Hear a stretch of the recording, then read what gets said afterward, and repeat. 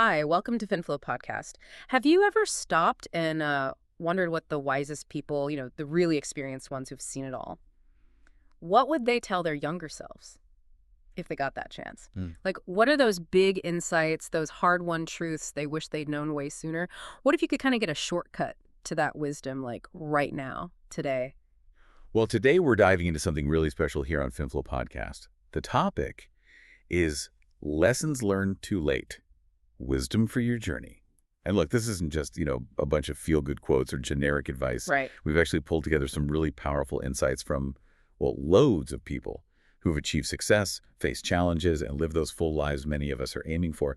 Our goal really is to tap into their hard-earned knowledge. Yeah. The regrets that took decades to figure out, those big aha moments. Yeah, the hindsight, right? Exactly. So you can maybe make smarter choices, like right now, in your own life. Think of it as a guided tour through the wisdom of hindsight, designed to light up your path forward, give you a peek at lessons you might otherwise learn the hard way. That's a great way to put it.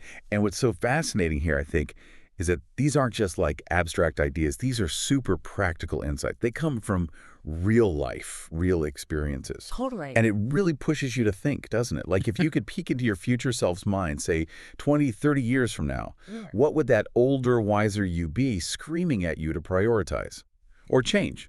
Or maybe just let go of. Right. So this deep dive, it's trying to give you exactly that kind of foresight, that rare glimpse. And as we go through these points, so we're pretty powerful, we really want to encourage you listening in to kind of mentally check in with yourself. Ask yourself, do I agree with this? Does it hit home? Maybe you even see some patterns in your own life. Yeah. Things that might lead down that same road of regret later on. It's a real chance for some deep personal reflection. #I. The ephemeral nature of existence and perception. Okay, so let's dive into the first lesson. And it's a big one, kind of foundational for everything else we'll talk about. It's this: everything is temporary. Now, I know that might sound a bit heavy, especially if you're young and time feels like endless. Yeah, it can feel infinite at first. But honestly, getting this is kind of the bedrock for living fully. From the second we're born, we're on this path where, well, even we are temporary. And it's kind of mind-blowing when you really let it sink in that everything you care about, everything you do, everyone you meet, your relationships, the stuff you build, even like the family dog, it all has an expiration date. It does. Nothing stays the same. Nothing. Your job, your house, your health, it's all in flux, temporary. The real challenge, I guess, is knowing this, but still diving in head first, right? Still living. Absolutely. And it's amazing how hard this concept actually is to truly internalize. Often it only really hits home after you've gone through a major loss or a big life change or maybe faced your own mortality. Yeah, experience is the teacher there. Definitely. Our brains have these biases, right? Like optimism bias. We tend to think the good stuff will last forever. Right, and we underestimate how things change. Exactly. It's kind of a protective thing psychologically. Stops us from being totally overwhelmed by, the big existential questions every day. Sure. Keeps us functioning. But it can also blind us to how urgent things are, how important it is to be present and act now. We kind of wish things would stay the same, but that's just not how life works. So understanding this isn't about being negative or nihilistic. No, not at all. It's the opposite, really. It's an invitation to be super present, to act with purpose, to use your energy wisely. Because whatever happens, good or bad, it will eventually pass. It might even be forgotten. So it should light a fire under you, right? To live fully now. Chase those important goals. Cherish what you have right this second. Because this moment is all that's guaranteed. Precisely. So how does really accepting this impermanence, how does that change your sense of urgency about living, about goals, about cherishing things now? Okay, shifting gears a bit. Here's one that, well, it can be a tough pill to swallow for a lot of us. It's lesson number 2. Life isn't fair. Oof. Yeah, it's a big one. We all see the world through our own eyes, right? Our own little first-person movie. And because of that, we kind of develop this unconscious expectation that things should line up with our efforts or what we think we deserve, our sense of justice. We want cosmic justice. Totally. You might work way harder than the next person, be more qualified, put in all the hours, but the promotion goes to someone else. Maybe they're better at office politics or just luckier. Happens all the time. Or you pour your heart out to someone, think you're perfect for them, and they choose someone else, someone you maybe don't even respect. Right. It stings because it feels wrong, unjust. We desperately want to believe the world is fair, that good deeds get rewarded, hard work always pays off, justice wins out. But the world, I mean, 8 billion people, total chaos sometimes. It just doesn't owe any one of us anything. It really doesn't. Yeah. It operates by its own rules, often indifferent to our personal ideas of fair, Yeah. which leads to a really, really important question. If you actually drop that expectation of fairness, what does that free you up to do? Good question. So many people waste incredible amounts of energy holding on to resentment, feeling wronged by life. Yeah, that feeling of injustice can eat you up. It really can. Psychologically, there's this thing called the just world hypothesis, this deep need to believe the world is fair. It makes accepting unfairness really tough. Completely energy you could be using for something else. So understanding the world plays by its own rules, separate from your wishes or what you think you deserve, that can be incredibly liberating. It shifts your focus away from what you think you deserve, which is often kind of passive, right? Yeah, waiting for the universe to deliver. Towards what you can actually create, what you can influence, your own actions. Taking control of what you can control. Exactly. Recognizing where your power lies and putting your energy there instead of just complaining about what's outside your control. Maybe accepting unfairness even makes us better fighters for real justice when it truly matters. Less about personal entitlement, more about systemic change. Interesting angle. So, how might letting go of that need for perfect fairness actually empower you, help you navigate challenges better, focus on what you can actually do? Okay, let's move on to something that's definitely more in our control. A really powerful idea. Others treat you the way you treat yourself. Ah, yes. This one's subtle but huge. It's strange, isn't it? But so true. Your attitude, how you see yourself, the boundaries you set, how you carry yourself, it's all fundamentally up to you. It starts internally. What you deeply believe about your own worth, that's built from your experiences, your thoughts. And if you genuinely change those core beliefs about yourself, the way the world interacts with you starts to shift. Maybe slowly, but it shifts. It does. It's like sending out a different signal. Think about it this way. Imagine moving to a new city. Nobody knows you. You could decide to dress differently, listen to new music, talk a bit differently, pick up new hobbies. A fresh start. Right. And the people you meet there, they'll just accept this new version of you because that's the only you they know. That's their baseline reality for who you are. It shows you have this incredible power to grow, learn, improve, and that internal change inevitably shows up on the outside. It shapes how people respond to you. And looking at the bigger picture, this isn't really about just, changing your clothes or something superficial. No, it goes deeper. It's about cultivating real self-respect, valuing yourself, and then communicating that, subtly or not so subtly, demanding respect from others, basically, standing up for what you believe in. Yeah, not letting people walk all over you. Exactly. Those little compromises, the times you stay quiet when you shouldn't, when you let boundaries get crossed, those seem small in the moment, but they add up. They can lead to massive regret later on. Because you didn't honor yourself? Precisely. Your inner world, your self-belief, your self-worth projects outwards. It influences how others see you and treat you. It's a constant feedback loop. You kind of teach people how to treat you by what you accept. You absolutely do. You define your boundaries by your actions and what you tolerate. And most people, eventually, will respect those boundaries if they're clear and consistent. Understanding this really lets you step into a more empowered version of yourself. So what small shifts could someone make, like starting today, in how they carry themselves or their internal self-talk or what they put up with? How could that start to change things? Build that self-esteem, #tag2, priorities and proactive choices. Okay, let's circle back to relationships for a moment. This next one. It's crucial, but often overlooked until it's maybe too late. Lesson 3. Family matters more than friends. Controversial for some, maybe, but often true in the long run. Look, having great friends is amazing. We should absolutely nurture those real, supportive friendships. Definitely. Friends are vital. But there's often a unique bond with family, something different. And what we see, looking at people reflecting on their lives, is this common regret about neglecting those family ties. It comes up again and again. While your friends might be right there with you, fighting the good fight, supporting you, it's often family parents, siblings, kids who will literally risk everything for you, who'd put you first without even thinking about it. That unconditional primal bond. Exactly. You don't choose your family, obviously, but that willingness they often have to go the extra mile, to be there when everyone else disappears, That shouldn't be taken for granted. Yeah. Ever. It's about acknowledging that deep foundational loyalty. Which raises a really important question, doesn't it? Why do we sometimes neglect the people closest to us, the ones who matter most? Yeah, why is that? Well, sometimes it's just familiarity, comfort. You assume they'll always be there, right? Yeah. Waiting in the wings. Taking them for granted, basically. Or maybe it's the drama, the history, the obligations. Family can be complicated. Tell me about it. And maybe, while we're busy chasing external validation or new, exciting friendships, we kind of forget about that steady foundation. But the lessons for people looking back, they're crystal clear. Talk to your parents while you still can. Really talk to them. Put effort into your relationships with siblings. Don't let those fade. And spend real, quality, present time with your kids. They need you more than anything, especially when they're young. Those connections are irreplaceable, aren't they? Absolutely. And neglecting them. That's a huge source of deep regret later on.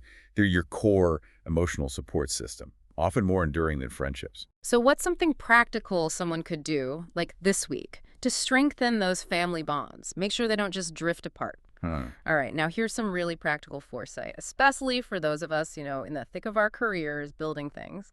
Lesson 5. The sacrifices you make today will pay dividends. Big time. Yes, the power of compounding effort. When people look back, especially later in life, a really common theme is regret over poor choices, especially wasted time. Time is the one thing you can't get back. Exactly. Hindsight is 20/20, of course. But so many wish they'd been a bit more strategic, more intentional, more disciplined earlier on. They realized they could have been in a much better place financially, personally, skill-wise. Less pressure later if you invest earlier. A specific regret you hear a lot: not reading more, not investing in knowledge that grows over time. And here's a funny thing. Yeah. Nobody, literally nobody, regrets not watching more TV. Huh. Never heard that one. If only I'd watched more reruns. Right. They all agree, basically, that with a bit more conscious effort, more strategic sacrifice in the short term, they either wouldn't have had to make desperate sacrifices later, or they'd have reaped much bigger rewards, lived a richer life overall. It really speaks to delayed gratification and having that long-term vision. Yeah. And what's key here is the emphasis on foresight, strategic investment, not just time, but energy too. It's understanding that those small, consistent, maybe even slightly painful efforts you make today, they don't just add up, they compound massively over decades. It's not just about working hard, though, is it? No, absolutely not. It's about working smart, making sacrifices that actually align with your long-term goals, your values. And intentionality. Phrasely, the regret often comes from just drifting, from too much passive consumption scrolling, binge watching, and not enough conscious creation or investment. If you're just letting time slip by, filling it with easy entertainment, you're actively choosing not to invest in your future self. Ouch. But true. So it forces you to ask, are my current sacrifices, or my lack of them, actually lined up with the future I say I want? Right. Are my actions matching my aspirations? Exactly. If you could jump ahead 10 years, look back at today, what small strategic sacrifices could you start making now? Maybe reading more challenging stuff, learning that skill, starting that project. What would pay off huge down the line? Okay, now, this next lesson. It might seem like it contradicts the last one about sacrifice, but it's actually about finding a critical balance, knowing where not to sacrifice. Lesson 6. Sacrificing your health for success or wealth isn't worth it.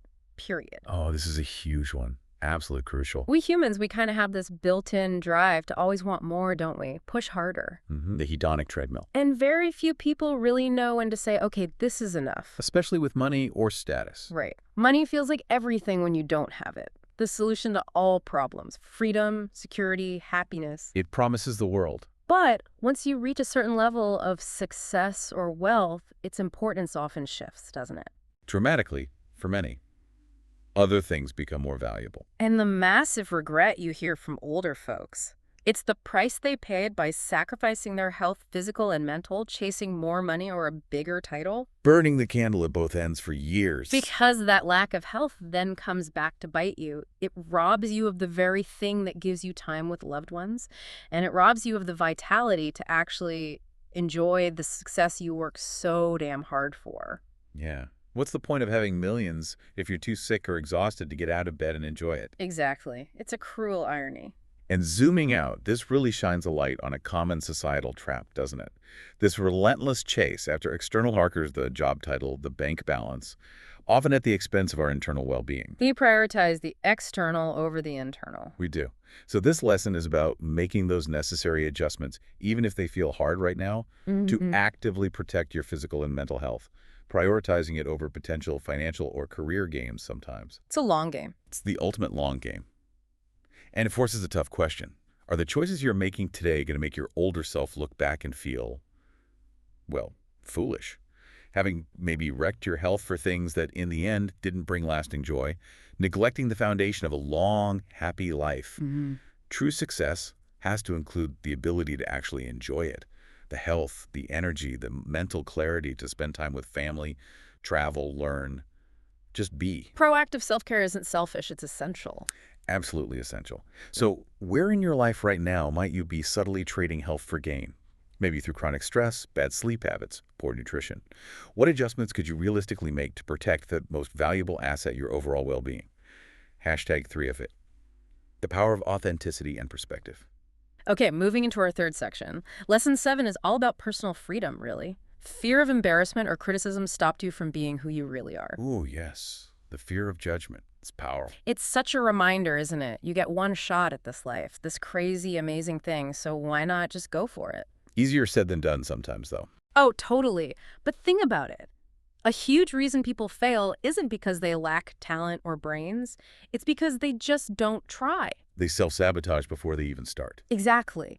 We build these walls, make excuses, all to protect our image from what other people might think. That hypothetical future judgment. We worry about looking stupid or failing or just not fitting in, but honestly, in the grand scheme of your unique life, what do those opinions really matter? They're usually fleeting, aren't they? People move on quickly. They really do. So the choice is yours, fundamentally. Are you going to summon the guts to be your authentic self, express your real passions, your quirks, your unique spark, or are you going to let yourself get squished into a mold of what others expect, live a kind of beige version of your life? And what's really striking here is just how deep that need for external validation runs, how it can mess with our internal compass. Yeah, it steers us off course. That fear, it can totally paralyze your potential. It stops you from exploring what you're truly passionate about, or taking risks that are necessary for growth, or even just being vulnerable and real with people. Leading to massive regret later. Huge regret. For the things you didn't do, the ideas you didn't share, the person you didn't allow yourself to be, all because you were worried about an image that honestly doesn't serve your real happiness. So overcoming that fear is key. It's fundamental. It's a lifelong practice, probably. But it's the path to self-realization, to living a life free from that heavy weight of constantly worrying about what others think. It's about finding the courage to just show up as you are. Exactly. Unapologetically. Knowing that real belonging starts with accepting yourself first. So what's maybe one hidden dream or some authentic part of yourself that you might be holding back right now because you're scared of judgment? What would it actually feel like to let that fear go and step into it? Okay, lesson number 8 tackles a big societal myth, especially when we're younger. And it's simply this: things don't matter. The allure of stuff. Right. When you're young, there's this intense pull to acquire things. The latest phone, the cool gadgets, the new car, the trendy clothes. Keeping up with the Joneses or the Kardashians or whoever. Yeah. We see other people with this stuff, and we kind of assume it'll magically make our lives better, happier, more complete. Advertising certainly tells us that. Constantly. Oh, constantly. Equating happiness and status with buying things. But when people look back, they consistently say possessions are just, well, stuff. Raw materials moved around. They don't define you. Not at all. They might give you a little temporary buzz, but they don't provide lasting fulfillment. Like, seriously, 10 years from now, are you going to care what model phone you had today? Or what brand jeans you wore? Probably not. It's fleeting. Totally fleeting. You just move on to wanting the next thing. We're basically sold on wanting stuff we don't truly need. It's a cycle. It's a powerful cycle. And this lesson really gets at the difference between genuine needs and those often manufactured wants, and just how deep consumerism runs in our culture. It's everywhere. So this lesson is like a prompt to just pause, take a breath, look around your own space, and ask honestly, how many of these items actually serve a real purpose beyond that quick hit of gratification or showing off. Good exercise. Psychologically, we adapt really quickly to new things, right? It's called hedonic adaptation. That new car feels amazing for a month, then it's just your car. The baseline resets. Exactly. So the long-term happiness boost is minimal. Ultimately, as wise people have said forever, you need good tools, not endless things. And most important tasks only need a few key tools. Yeah, simplified. And shifting your perspective on this, seeing the limited value of just accumulating stuff, it can be incredibly freeing. How so? It frees up resources, mental energy, time, money. You can then consciously choose to put towards things that do bring lasting value, like experiences, relationships, learning, contributing to something bigger than yourself. Yeah. That's the stuff that truly matters. So, okay, challenge for everyone listening. Pause right now, look around. How much stuff do you own that you genuinely don't need, or that only gives that temporary hit? What does realizing that bring up for you? What value is there in that awareness? All right, this next one, lesson 12, might sound a bit cynical on the surface, but it's actually super practical. Okay, I'm intrigued. It's this. Everyone is out for themselves. Ooh, okay. Yeah, that can sound harsh. But think about it. Everyone is the main character, the hero in their own life story. Right. Okay. We all experience life from the first-person POV. Exactly. From day one, you have been the most important thing you've ever known. It's natural. You want to protect yourself, do well, chase your dreams, avoid pain. Basic survival and thriving instincts. And guess what? So does every single other person on the planet. We're all driven by similar core motivations. It can be tough to accept because we often want people to be purely altruistic or to prioritize us like we prioritize ourselves. We project our own feelings onto them. Right. But we can't all be the lead actor in the same movie, right? We're all trying to get to our own sunset, pursue our own best interests, our own definition of a good life. So it's not necessarily malicious selfishness. No, not necessarily. It's just pragmatic. It's how humans are wired. Self-preservation, self-interest are fundamental drivers. Okay, so if we accept that as a basic operating principle, how does that change how we interact with people?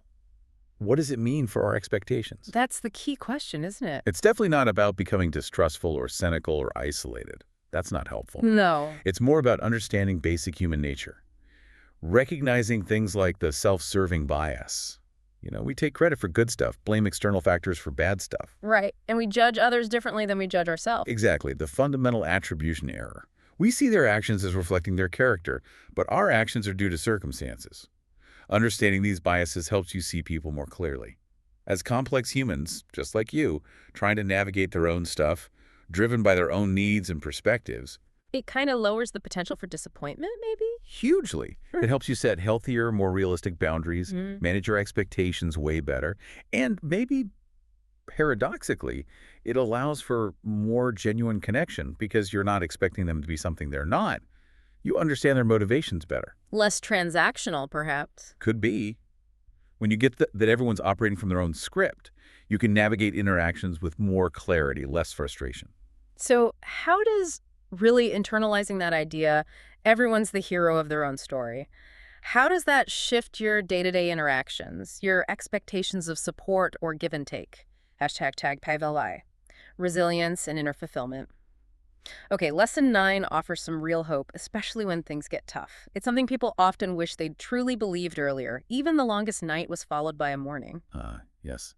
The promise of dawn. We all know struggles can last way longer than just one night, right? Months, sometimes years. Feels like you're stuck in this long, dark tunnel. You can feel endless when you're in it. But here's the thing, the absolute certainty. No matter how hard it feels right now, how dark everything seems, a day will come when you feel better. Change is inevitable. Even the worst times are fundamentally temporary. And this isn't just like wishful thinking or a nice platitude. It's a powerful psychological anchor. A mindset for resilience. It can genuinely help you push through the absolute toughest chapters, knowing deep down that an end to the struggle, a return to light, is just part of the cycle. It will happen. Like the season's changing. Yeah. Night always gives way to day. Exactly. And connecting this to the bigger picture, it really speaks to our incredible human resilience. Yeah. And that cyclical nature of life and the ups and downs. Understanding this helps you cultivate patience when things are hard. It fosters perseverance. It stops despair from completely taking over. It reframes the struggle. Totally. Psychologically, it helps us see tough times as finite periods, not permanent stays. Which is huge. So it raises an important question for when you are in one of those long nights, feeling overwhelmed.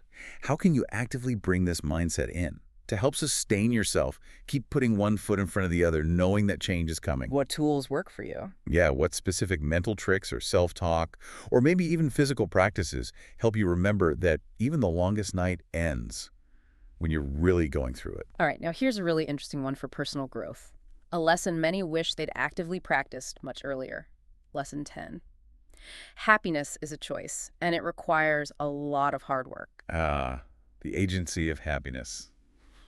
Love this one. Yeah, happiness isn't something that just depends on other people liking you or getting that promotion or buying that thing. It's not external. No, it's fundamentally an internal experience. It's that state where your reality kind of lines up with your expectations. That sweet spot. Right, where what you have, what you're doing, who you are, feels aligned with what you genuinely want or expect. And the really good news, you can choose to cultivate happiness. It's within your power. That's incredibly empowering. But here's the catch, the bad news, if you want to call it that. Yeah. Anything really worthwhile, getting good at an instrument, building a strong body, having a great marriage, it doesn't just happen. No magic wand. Nope. It takes real, consistent, conscious effort. You have to work at it, deliberately, proactively. Not just sit back and wait for it to land in your lap. Exact. And what's so powerful here is that agency it gives you. Your happiness isn't just dictated by fate or circumstance. It flies in the face of that common idea that happiness is a destination you arrive at after you get the money, or the partner, or the success. Right. I'll be happy when. Yeah. This lesson challenges you to look at the gap between your current reality and your expectations for happiness, and then actively work to bridge that gap. How do you do that? Well, it can mean changing things in your external world, your job, your habits, your environment. Or, just as powerfully, it can mean working on your internal world, adjusting your expectations to be more realistic, more healthy, more aligned with what truly matters. Like Stoicism or cognitive behavioral therapy teaches? Precisely. It's about taking a proactive, disciplined approach to your own emotional well-being, recognizing that lasting happiness is more like a skill you practice daily, not a lottery you win. So it requires effort, discipline. Absolutely. So the question becomes, what hard work, what conscious effort are you willing to put in, starting today, to align your reality with your hopes for happiness? Okay, this next one, Lesson 11. It's kind of poetic, really profound, and easy to miss until it's gone. It's simply this moment. The power of now. Just think about it, this moment, right now, as you're listening to us talk, maybe driving, maybe walking, this is you being alive, this is your moment, and poof, it's gone, passing by every single second. Each now instantly becomes then. Instantly absorbed by the past. It's kind of beautiful and terrifying all at once, isn't it? It really is. Fragile. We tend to think of life as this long movie, this whole narrative stretching out ahead, but we often forget that the entire movie is actually stitched together from these tiny individual frames, these fleeting moments. Like this one right now. Listening to this. Exactly. Or sipping your tea, or watching a sunset, or laughing with someone. Those moments are the fabric of life. And so many people realize too late how important it was to just be there for those moments. They miss countless chances to really seize them. Because they were somewhere else in their head. Yeah. Worrying about the future, ruminating on the past. And this really connects to the incredible power of presence, of mindfulness. We spend so much mental energy time traveling, planning, worrying, regretting, that the actual richness of the present moment just slips right through our fingers. Unnoticed, unappreciated. Totally. Which leads to a really vital question. How many opportunities for joy or connection or learning or just simple peace are you letting slide by because you're not fully here, not fully engaged in this moment right here, right now? Learning to truly live in the present, it unlocks so much, doesn't it? Incredible richness, deeper meaning. It's maybe the ultimate way to truly live. So how can we practice that more, being more present day to day? How can we really seize the moment before it just becomes another memory? All right, Lesson 13 delves into some deep psychology. Another truth often understood too late, sometimes after causing ourselves or others pain. Beneath anger is always fear. Ah, the Yoda wisdom. Fear leads to anger. Exactly. Anger leads to hate. Hate leads to suffering. It's not just a cool movie quote, it's like a psychological map. It really is. Think about when we suffer, especially for a long time. Our first instinct is often to blame something outside ourselves, right? We find something or someone to hate. Projecting outwards. But if we manage to look past that surface level hate, we often find this deep, simmering anger underneath. Maybe anger we feel totally justified in holding on to. Righteous anger. But if you dig even deeper, keep going down, what do you almost always find at the very bottom? Fear. Always fear. Fear of loss, fear of being hurt, fear of being vulnerable, fear of not being good enough, fear of letting go. It takes many forms. Recognizing that core fear, seeing it for what it is, that's the key. That's the root cause. And what's so fascinating is that journey of self-discovery it requires. Looking past the loud, obvious emotion of anger or hate and bravely asking, okay, what's really going on underneath this? Takes courage. It does. But if you can get there, if you can develop the self-awareness to acknowledge that underlying fear, something amazing happens. You start to see its flip side. It's lighthearted shadow, as some call it. Compassion. Compassion. How so? Well, compassion for yourself first, recognizing your own vulnerability, your own humanity, and then often compassion for others because you realize they're driven by similar fears. I see. Understanding the shared human condition. Exactly. And that understanding allows you to move forward differently, to address the root cause of the fear instead of just reacting to the symptom, the anger. Emotional intelligence, basically. Self-awareness. Profound self-awareness.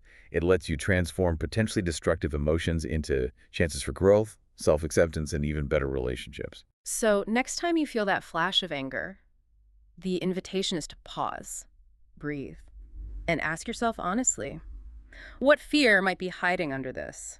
#V, broadening horizons and embracing life. Okay, we're nearing the end of our core lessons. Number 14 touches on a regret many people share when they look back. The world is bigger than you have gotten to experience. Oh yeah, the unread pages of the book of the world. Almost everyone wishes they'd seen more, done more, explored more, wish they'd let the world reveal more of its amazing secrets to them. There's just so much out there. Our planet is incredible. So many different people, cultures, foods, landscapes, ways of thinking, ways of living. Beliefs, visions for the future, endless variety. Like that saying goes, if the whole world is a book, it's a real shame to only read a couple of pages, A right? profound shame. Life offers this unbelievably rich tapestry, and settling for just one small, familiar corner that leads to deep regret. It's about opening up to the sheer vastness of it all. And it makes you wonder, what actually stops us from exploring more? Good question. What does? Often, it's comfort zones, right? The inertia of routine. Or maybe perceived barriers, lack of money, lack of time. Fear of the unknown, sometimes. It's definitely fear of the unknown.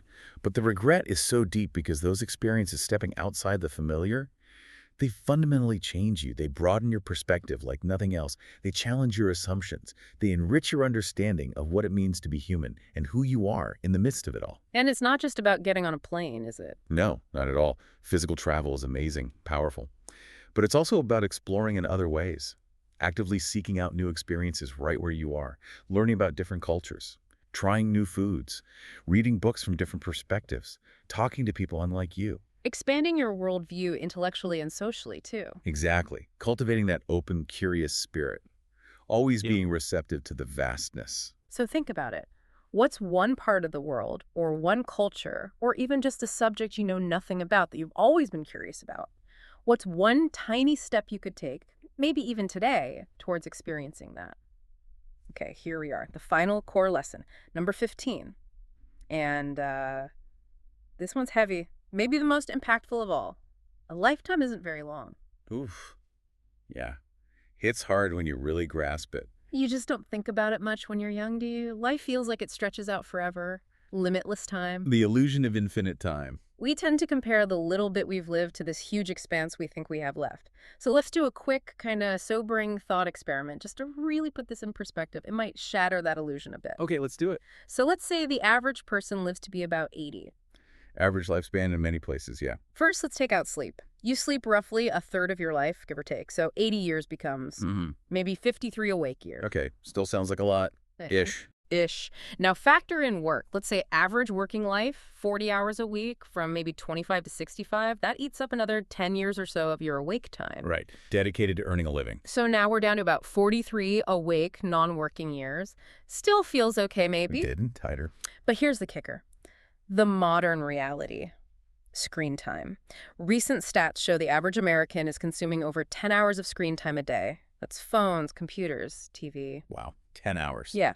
And a huge chunk of that, like 4.5 hours on average, is just watching TV or streaming shows. Companies are fighting for those eyeballs. Passive consumption. Massively passive. So do the math. Over a lifetime, that 10 hours a day, that's easily 7 to 8 years of your entire life just spent watching screens, a huge chunk just on TV. Oh my God, that's staggering. It is staggering. Now add in eating, cleaning, commuting, dressing, errands, all the necessary little tasks of life. By the time you subtract all that, in a developed country, you might be left with less than 30 truly usable years. Years where you have genuine freedom and energy to choose what you do. Less than 30 years. And if you're in a poorer country, where basic survival takes more time and energy, that number could easily be under 15 usable years. Wow. If that calculation doesn't just slam the reality of our finite time into focus, I don't know what does. It's a massive wake-up call. It really, really is. And it just underscores how incredibly precious and limited our awake and free time actually is. Those moments where we have real choice. Yeah, that usable time. So knowing that, knowing your truly free, energetic time is that limited, how does that possibly not reframe your priorities, your choices, your daily habits? It has to, doesn't it? It really should. And look, this isn't about becoming some productivity robot squeezing value out of every second. That's not the point. No, that sounds exhausting. It's about intentionality, being conscious about how you spend that precious, finite, usable time, actively choosing what you truly value, what brings meaning, what aligns with the life you want to live, and investing your time now. Making conscious choices instead of drifting. Exactly. That stark awareness of just how little truly free time we have, it can be an incredibly powerful motivator for real change. So after hearing that pretty shocking calculation, what activities or habits or maybe even commitments are you willing to seriously reevaluate? What could you maybe let go of to reclaim some of those precious, usable years for yourself? Hashtag tag CBDay, bonus lesson and provocative thought. Okay, so to wrap up this whole deep dive, we've got a bonus lesson for you. It's one that comes up again and again, often when people are reflecting right near the end. A real mix of wisdom and regret. Okay, the final insight. It's this. You played it too safe. The regret of caution. Yeah. No matter how busy life feels right now, how many worries you have, when you get to the end, you'll almost certainly look back at today, at this period of your life, and wonder, Why didn't I? why didn't I take bigger risks? Why wasn't I bolder? Why didn't I live with more courage and less fear? Why did I just settle for what felt comfortable or secure or what everyone else expected? Instead of really reaching for something grand, something adventurous, something truly me. The regrets are rarely about the failures from risks taken. No, they're almost always about the opportunities missed because of fear, the chances not taken. And this bonus insight, it feels like more than just another lesson, doesn't it?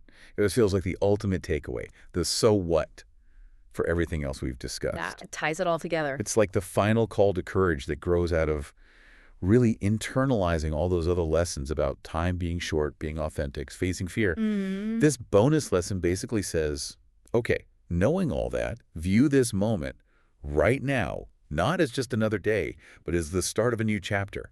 A chance to start making choices that your future, older, wiser self will look back on with pride, not regret. Living forward with that hindsight in mind. Exactly. It's about being bold, living fully, embracing the vulnerability that comes with risk, striving to be the absolute best version of yourself you can be. Like you're putting on this amazing, authentic show for an audience of one. Love that. Yeah. An audience of one. It's invitation to rewrite your story, starting right now. So as you think about all these lessons, all this wisdom we've unpacked, here's that final provocative thought to take with you. If you knew with 100% certainty that you would regret playing it too safe, what is one big step, one bold, courageous move that you would actually take starting today? And that brings us to the end of another, wow, pretty powerful deep dive, I think. Definitely a lot to reflect on there. We've gone through 15 really fundamental lessons, plus that crucial bonus one, all gleaned from people who've lived long lives, offering you hopefully a shortcut to some real wisdom, and maybe a nudge to truly go big in your own precious life. Thanks for watching this. See you in the next episode. Like, subscribe, and share.